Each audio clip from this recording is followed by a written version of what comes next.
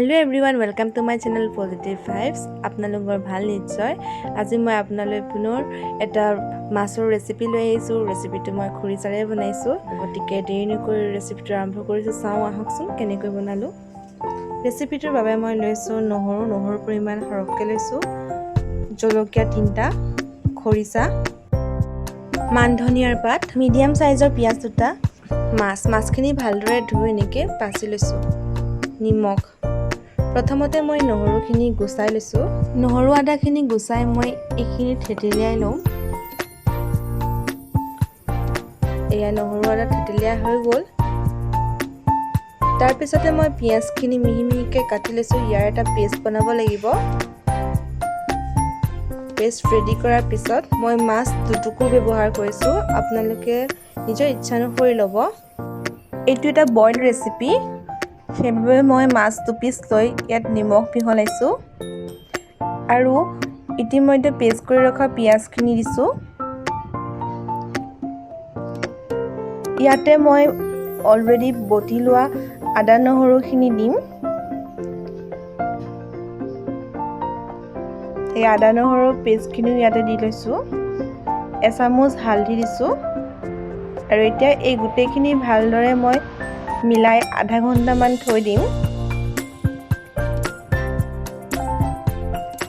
মই জলকীয়াকেইটাৰ এটা জলকীয়া অলপ থেতেলিয়াই লৈছো।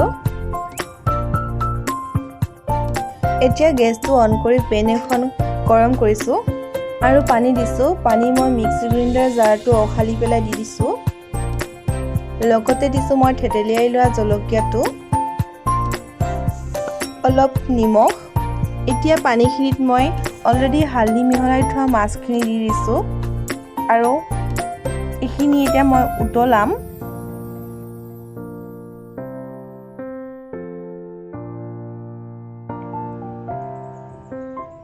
অলপ উতল অহাৰ পিছত এনেকুৱা ৰং হ'ব। অলপ উতলাই লোৱাৰ পিছত মই খৰিচাখিনি দি দিছো। এতিয়া এইখিনি অকণমান এনেদৰে সিজাই লম।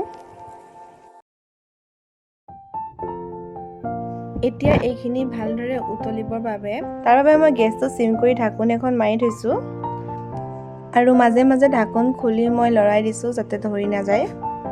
এয়া ৰেচিপিটো উতলিবলৈ লৈছে। একেবাৰে শেষত মই মান ধনিয়া ব্যৱহাৰ কৰিছো। ইয়াৰ গোন্ধটো বহুত ভাল লাগে আৰু জলকীয়া 2টা ফালি এনেদৰে দি দিছো। তেতিয়া মান ধনিয়া আৰু কেঁচা জলকীয়াৰ গোন্ধটোৱে বেছি সোৱাদযুক্ত কৰি তোলে ৰেচিপিটো। এইটো আছিল মই আজি আপোনালোকলৈ লৈ অহা মাছৰ বইল ৰেচিপি।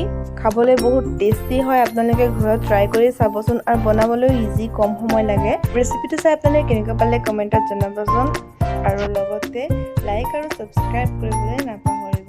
Thank U.